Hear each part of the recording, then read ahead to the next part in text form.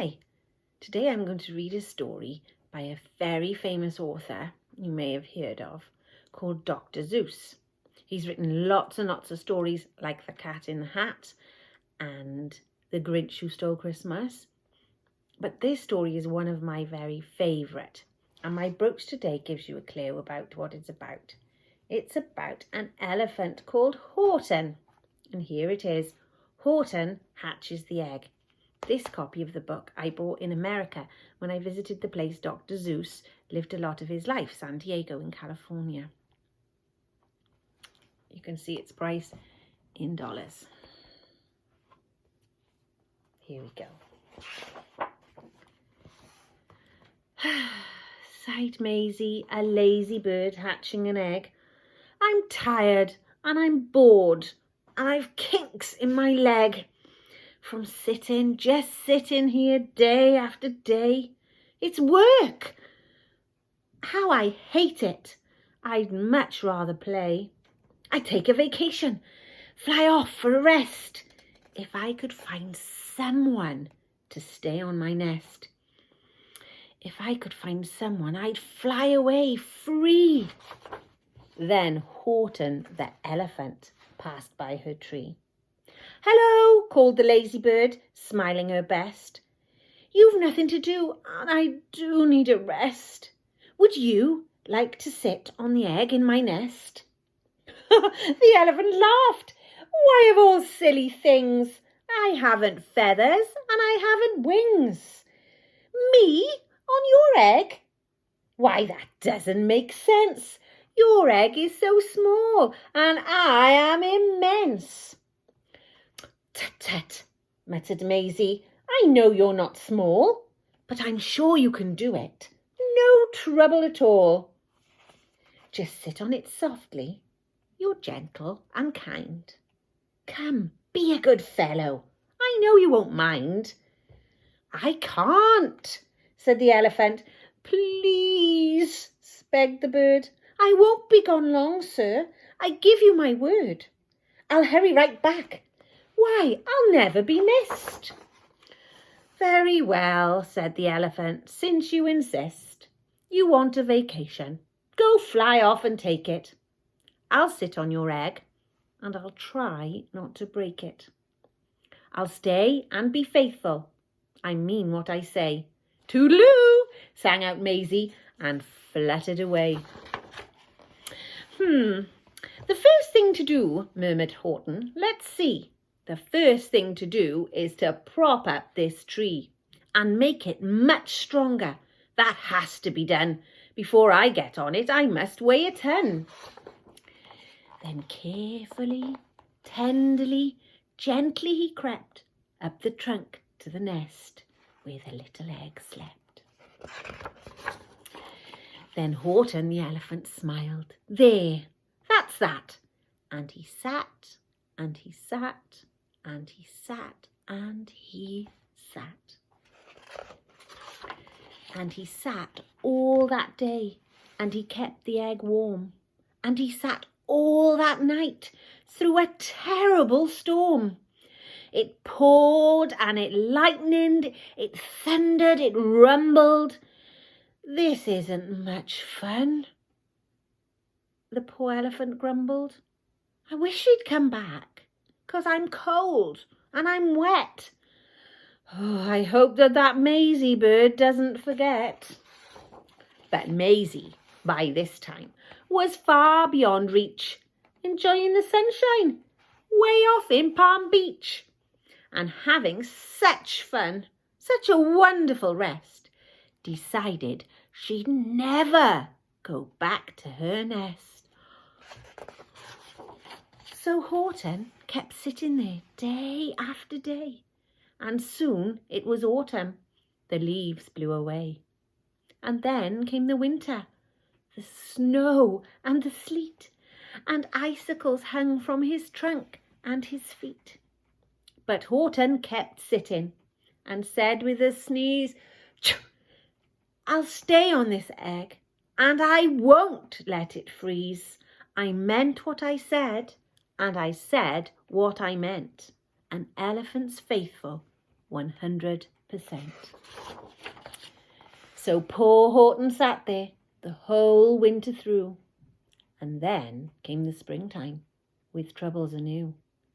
His friends gathered round, and they shouted with glee, "Look, Horton the elephant's up in a tree!" They taunted, they teased him, they yelled, "How absurd! Old Horton the elephant thinks he's a bird." They laughed and they laughed. Then they all ran away. And Horton was lonely. He wanted to play. But he sat on the egg and continued to say, "I meant what I said, and I said what I meant. An elephant's faithful, 100%. No matter what happens, this egg must be tended." But poor Horton's troubles were far, far from ended. For while Horton sat there, so faithful, so kind, 3 hunters came sneaking up softly behind. He heard the men's footsteps. He turned with a start. 3 rifles were aiming right straight at his heart. Did he run? He did not. Horton stayed on that nest. He held his head high and he threw out his chest, and he looked at the hunters as much as to say, "Shoot if you must, but I won't run away. I meant what I said, and I said what I meant. An elephant's faithful, 100%. But the men didn't shoot, much to Horton's surprise. They dropped their 3 guns and they stared with wide eyes. "Look," they all shouted, "can such a thing be? An elephant sitting on top of a tree? It's strange, it's amazing, it's wonderful, new. Don't shoot him, we'll catch him. That's just what we'll do. Let's take him alive. Why, he's terribly funny. We'll sell him back home to a circus for money." And the first thing he knew, they built a big wagon with ropes on the front for the pullers to drag on. They dug up his tree and they put it inside, with Horton so sad that he practically cried. "We're off," the men shouted, and off they all went, with Horton unhappy, 100%. Up out of the jungle, up into the sky, up over the mountains 10,000 feet high. Then down, down the mountains and down to the sea went the cart with the elephant, egg, nest and tree. Then out of the wagon and onto a ship, out over the ocean, and oh, what a trip! Rolling and tossing and splashed with spray.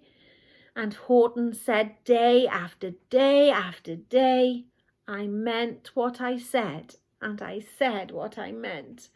But oh, am I seasick, 100%. After bobbing around for 2 weeks like a cork, they landed at last in the town of New York. "All ashore," the men shouted, and down with a lurch went Horton the elephant, still on his perch. Tied onto a board that could just scarcely hold him, bump, Horton landed. And then the men sold him. Sold to a circus. Then week after week, they showed him to people at 10 cents a peek.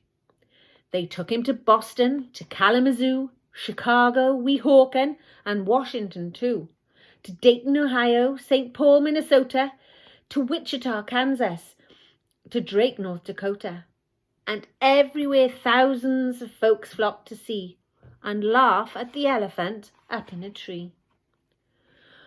Poor Horton grew sadder the farther he went, but he said, as he sat in the hot, noisy tent. I meant what I said, and I said what I meant. An elephant's faithful, 100%.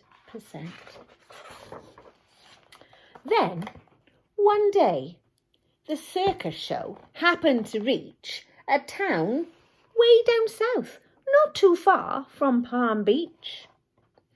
And dawdling along way up high in the sky, who, of all people, should chance to fly by but that old good-for-nothing bird, Runaway Maisie, still on vacation and still just as lazy. And spying the flags and the tents down below, she sang out, "What fun! Why, I'll go to the show." And she swooped from the clouds through an open tent door. "Good gracious," gasped Maisie, "I've seen you before." Poor Horton looked up, with his face white as chalk. He started to speak, but before he could talk, there rang out the noisiest, ear-splitting squeaks from the egg that he'd sat on for 51 weeks. A thumping, a bumping, a wild alive scratching. "My egg!" shouted Horton. "My egg! Why, it's hatching!" "But it's mine!" screeched the bird when she heard the egg crack. The work was all done. Now she wanted it back. "It's my egg," she sputtered. "You stole it from me.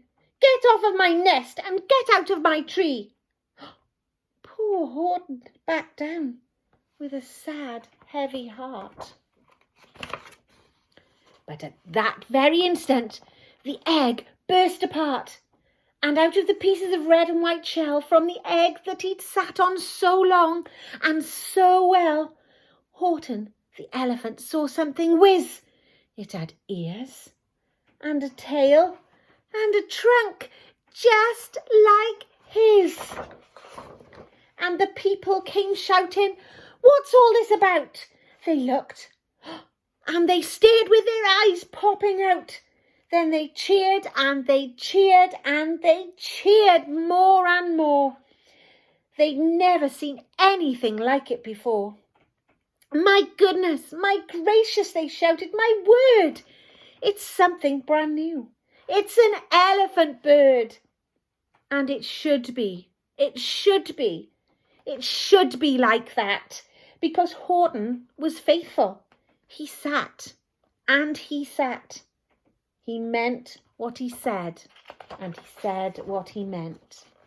And they sent him home happy, 100%.